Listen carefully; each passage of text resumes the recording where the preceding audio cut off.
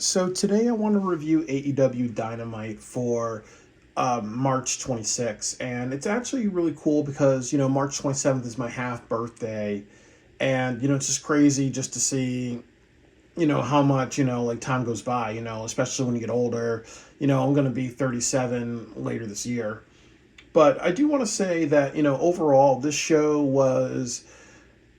it was a show that was like very 50-50 to me. I think that AEW definitely made a bunch of improvements on this show, but definitely there are just a bunch of things that are not working well with AEW. Like I think that they don't really have matches that matter. They're not too good. They're not completely good with consistency. And I also just feel that they announced like two more matches for the AEW Dynasty card, and that's very concerning because they have one more week away, and usually every AEW show they announce like 8 matches, and like 8 more matches, so 13 altogether. So they're probably gonna be like 8 or 9 matches announced. But it really feels that hopefully they don't do the WWE thing where they're like, okay, it's a 2 hour pay per view, get out of the League Curse Center. Hopefully they have like a good full pack card really, but it really runs into one of their old weaknesses of having too many shows, having too many special shows, how many pay per views, and not really just announcing a lot of stuff. So I want to go over the card. It actually opened with a bunch of pyro and fireworks, and then they showed like the Minecraft logos because they're selling advertisements for the Minecraft movie. So obviously I'm okay with that because AEW's got to make that bank. Tony Khan's got to make that return on investment. I'm cool with that. That's what they need to do, and it's also good to show the audience and everybody AEW cares about being profitable. It's not just fuck away money type of thing. So I'm okay with the advertisement. Then it opens with Kenny Omega versus Blake Christian. And a couple of things is that they mentioned that Blake Christian has been on a winning streak in Ring of Honor. So I'm okay with that. The next thing that I want to mention is I don't remember, but I believe they showed some of his match footage, and that's actually good because you can't just have people on Ring of Honor show up on AEW Dynamite television with no purpose. One thing I don't like about Blake Christian is I don't remember his nickname, but it has something to do with ice cream, like Ice Vanilla or something like that. And then also his neon logo is Vanilla Ice Cream. He's actually a heel in Ring of Honor, so that does not make any sense. For example, John Cena is the heel. So John Cena once lived off a pizza, so I show the neon pizza as his you know, something that goes along with him, that wouldn't really work. John Cena likes marshmallows. So if I showed like, neon marshmallows or saying the Marshmallow Man is his nickname, you know what I'm saying? That doesn't really work. So he and Kenny Omega both had a match with each other, and it felt very out of the blue. Like Blake Christian should have talked and said, "Hey, I'm going to take your title tonight," or you know what? Hey, you know what? International champion means, you know, anybody, including me, who comes from England, and I'm gonna bring this back to England. I'm only defend this from English people. You should have set up like a plot or a story or a motivation instead of just having a random match. And it really just ended with him losing in about like 5 or 10, and between 5 to 10 minutes. And then also with that said, like there was nothing memorable that he did, and it was just to make Kenny Omega look strong, really. So it's really not that good. But one thing I'll say about AEW tonight is that they did a good job of featuring Ring of Honor people, or like people that are like your next generation, and that's what they need to do, because there are some people on the Ring of Honor roster that have been wrestling, been having good matches, and then you got to try them out in the main roster. Do what NXT does, but you also have to work very hard on revamping Ring of Honor to make sure that people believe that that's must see television, and there's people that they can invest in over the years. But they've not really done that. And as somebody was saying, that when you think about Ring of Honor, they don't even have a lot of people watching it. So I appreciate the graduating people to the main roster. That's what they need to do, but they also need to make Ring of Honor must see it. Ring of Honor needs a lot of revamps. Like, actually, it's on tonight, but I just remembered that. But I haven't watched Ring of Honor in many, many months, really. So that's an issue. And then the next match that they had was like the match of the night for me. It was Kyle Fletcher versus Brody King. And one thing I'll say about Kyle Fletcher is that, one thing I'm not liking is that he kind of like poses and flexes like he's trying to be like Randy Orton. So he needs to stop doing that. He needs to be a serious heel, because then it shows that sometimes when he needs to be like a gritty type of character and nasty, he can't just jump into comedy really. Imagine if Randy Orton did that when he was the Legend Killer or in other gimmicks, or if Kane did that when he was, like the Devil's Favorite Demon. You just can't jump out of that. And it was actually a good match. Like, there was a really sick spot where Kyle Fletcher did a pile driver on Brody King. The ending was like, I think it was like a spinning neck breaker on the top rope to Brody King, and 100%, I never ever want to see that shit, because Brody King has to be around 300 pounds. You don't take a 300-pound person and you do something like that, because there's such a high risk of that ending very poorly, and he could have easily broken his neck. So that was not good, but it was good back and forth. They really said that Kyle Fletcher is a powerhouse wrestler or a big man type of wrestler, and I'm not really happy with that, because Kyle Fletcher looks really skinny to me. He's jacked, but he's not like, he's not beefy or whatever really. He doesn't really have like the big man type of look. So I don't consider him like a beefy or a big boy type of wrestler. He's more like a muscular X Division type of wrestler. Like, he's kind of almost like a taller version of Petey Williams, and like slightly like if you took Petey Williams and Randy Orton and combined them, you'd get like Kyle Fletcher. But that's how I really feel about it. I just don't think that. I just don't think that like advertising him as a powerhouse wrestler is what they need to do really. But definitely, him suplexing Brody King, doing other great stuff is good. I am a little worried about Brody King because he's been losing a lot. So I do kind of worry, what they're going to do with Brody King, because I do think that he could be a singles wrestler. And like I've said about Kyle Fletcher being the TNT Championship, imagine if you had Brody King versus Kyle Fletcher in a First Blood match, or in a match where, you have to bleed and you have to be bloody before you get a pinfall on your opponent or something like that, really. They could have a really, really great match like that. I think that it's bad that they're not wrestling over a singles title, because they both really deserve it. Brody King's a very good babyface. A lot of people like them, and Kyle Fletcher is a really great villain. And it was actually kind of funny because there was a guy who was who kind of looked like he was cosplaying as Don Callis. And then he had like the Donald Trump type of business suit, like Donald Trump blue business suit. So that was something. They also had, after, the first match of the night, they had like MJF come out and talk to MVP. And I was very happy with that, because, we've talked about structure and flow with AEW. They need to understand things like you have to have a strong opening, you have to have a strong 9 o'clock main event, and then you need to have a strong ending, and then after like your first match, you need to have something that pops the crowd a little bit. So obviously MJF coming down and talking to MVP, and the gist of it is that MVP wants him in the Hurt Syndicate, even though MJF doesn't really trust people because he got hurt by Adam Cole. And then also Lashley and Shelton, but mostly Lashley, later talked to MVP and said, hey, you know what, I don't want him in the group really, because MJF is a backstabber type of person really. And I think it's good because you're giving them weaknesses, because you can see MVP as a person that he feels like he's overconfident, or you can say like Lashley and MJF have issues. So if you put MJF in the Hurt Syndicate, there might be a sense of, hey, let's just see what happens really.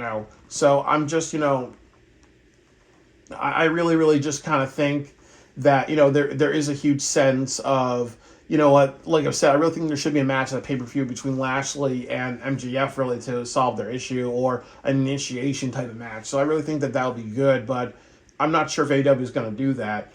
And then the next thing that happened was that Jericho was talking to Brian Keith, and he was also talking to Big Cass. And what happened with them was that he was mad that they were losing a bunch. So he said, like, hey, you know what? You guys actually have to go out and validate yourselves to prove that you're worth working with Chris Jericho. They actually showed the clip of this weekend where there was a fan that flipped off Chris Jericho. I'm happy they showed that, because that was actually trending. it's good to do that. Also the fan was like a little girl, and she was like showing off her chest to Chris Jericho to say, hey, I got more abs than you. I'm happy they didn't do that, because when it comes to like minors or people that look like they're 6, 7, 8 years old, you don't show them showing off their chest, really being like, hey, I got more abs or whatever, because that just gets to a point of it just reads wrong. So then the other thing that happened was that they announced that it's going to be Chris Jericho versus Bandito, Mask versus Ring of Honor title. So again, they didn't interview Bandito, and Bandito doesn't really have it. Like, he has great matches, but he sounds like Speedy Gonzalez's cousin, like Slowpoke Gonzalez, and he has a very stereotypical Mexican accent, and he doesn't really, when he speaks, he sounds unmotivated or lax, or he doesn't really have an energy to him. So he's not like, okay, you did all these things to my family, I'm just vicious, really. Like, almost like he needs to act a little bit more like Rey Mysterio when he lost his temper on Dominic for disrespecting his, mother and sister. Like, he doesn't really have that type of rage factor, or like, you struck my last nerve type of thing. If Bandito had that, then I would say he should be really thinking about, they should be thinking about putting the Ring of Honor championship on him. And I think the other thing that I will say is that I really like that they're doing Bandito versus Chris Jericho, because if Bandito loses, what's going to happen is there's a higher chance of the Ring of Honor Supercard of Honor show being Chris Jericho and Powerhouse Hobbs, and that's the direction they need to go in. And honestly, that has to be like the main event, really. If you want to sell that show, it needs to be Powerhouse Hobbs versus Chris Jericho, and they need to put the title on Hobbs. Like, that's the way to do it. You do not do something like put it on Bandito at Dynasty, because that would be a very, very poor choice of a champion. But I also like how Brian Keith and Big Cass were going through the show, and they realized that what they have to do is win the tag team titles. So what they did was that they talked to MVP, and MVP had a good back and forth with them. MVP really killed on the microphone. He's really like the top mic person on the AEW roster right now. And then I also liked it because they said, hey, you know what? They had to prove themselves, so they're going to have a match against Top Flight this weekend. And they had Top Flight beat Jobbers on this show. So I appreciate the continuity, but also they say, hey, you know what? You look forward to that. One thing I was mad about was the Collision show. They said they're going to have a match, really, but they should have said number one contendership match to say, hey, you know what? To make it matter a little bit more. So we'll see what happens, but hopefully Brian Keith and Big Cass will win, because they talk well on the microphone. They also Cass is a big man, so you need to have big man featured very, very strongly. So, we'll definitely see what happens from there. And then the next thing that I would say is that, after Kyle Fletcher and Brody King, you had Mark Davis versus Powerhouse Hobbs. And Mark Davis lasted about like 5 minutes with Hobbs. Like, Hobbs hit him with a running power slam. Like, it was to make Hobbs look dominant. But I also feel that I'm a little worried, because you may have another pay-per-view with Hobbs not having a match, really. So I kind of wonder what they're going to do. They should do like, Hobbs and, like Hobbs and Brody King versus Kyle Fletcher and Mark Davis, but I don't think they're going to make a match for Hobbs. And it's like what I've said, that imagine if you had Chris Jericho versus Hobbs, or you had, somebody like get hired by the Don Callis family. Like, you have like Brian Cage versus Hobbs, or you had them hire Wardlow back and say, hey, you know what? Now we got this big bad guy versus Hobbs, really. Hobbs should be in on every pay-per-view, but they're not really doing that. Another thing that happened was that they interviewed Nick Wayne, and it looks like they're probably going to do Nick Wayne versus Christian Cage at the show, but I'm not sure they're going to do that. And then they also announced that it's going to be the Trios Championship. It's the Death Riders versus Rated FTR. So that's going to be a really great match, and you got to feature Edge because he's going to do good. There's some people saying that Rated FTR may turn heel. I do not want to see that, because I don't think that's going to be good. Like, people are saying they're going to turn heel, and then it's going to be the Christian and Edge forming together, and that's going to be a bad thing, because you don't know if they're going to do something like take the titles off of Lashley and Shelton when, they're both in their 50s, and they both don't look physically dangerous to Lashley, really. Like, Lashley has to lose to somebody that is opposing. Like, if you do a tag team with Hobbs in it to Lashley, that would be good. But, it's not the right time to take the title. It's not the right time for Lashley and Shelton to be dropping the titles or dropping to Edge and Christian when they get that. Um, the next match that they had in the card was Takeshita versus. They had like Top Flight beat a bunch of jobbers, so we don't need to talk about that. And then they had Takeshita versus Mark Briscoe. I wasn't really into this match because I was like saying, okay, I'm starting to doze off because there's way too many matches on the card. Because when you have like squash matches, when you have like long matches, and you add more matches, you know what? You're giving me and other people a shot at NyQuil. Like, sometimes you can't have too much stuff really. And then they had Max Caster get choked by Samoa Joe. They didn't really need to do that. There was no point to it. And then after that, they had the main event, which I didn't watch, which was, Tony Storm and Thunder Rosa, Thunderstorm or Thunder Tits versus Megan Bayne and Penelope Ford, because I just felt like too groggy and way too tired, really.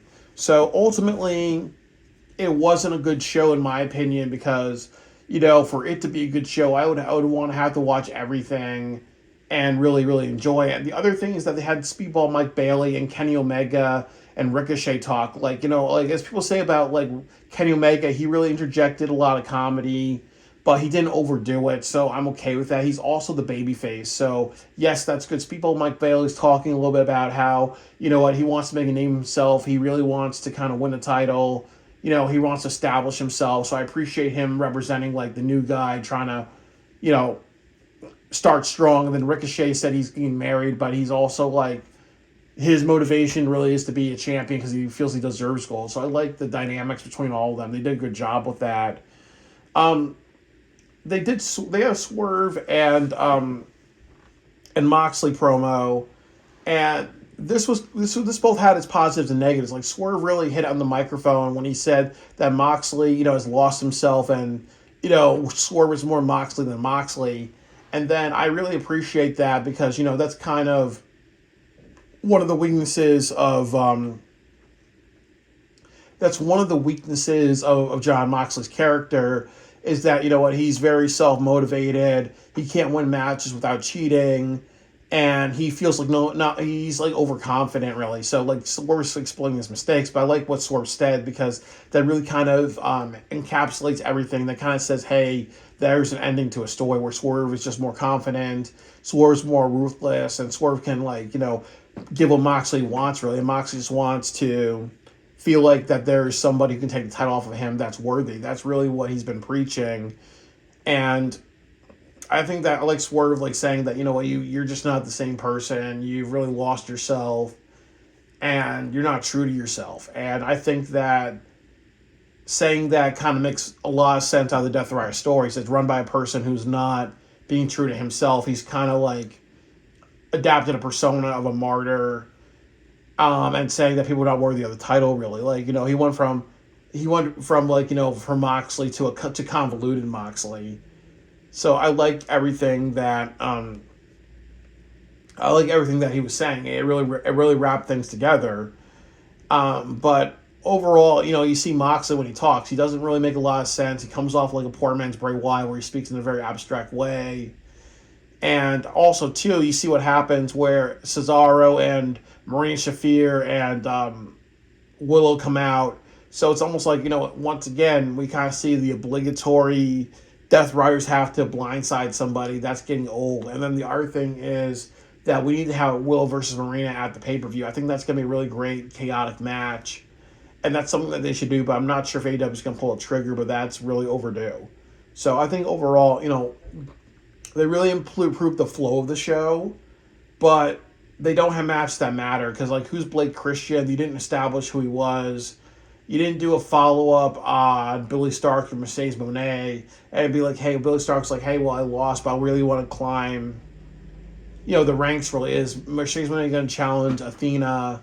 Or what are you going to do what are you going to do for an opponent for Tony Storm? No, for Mercedes Moné. And then also too, I'm concerned because Will Ospreay, we don't know if he's going to be at the pay per view. He says he's going to be here next week.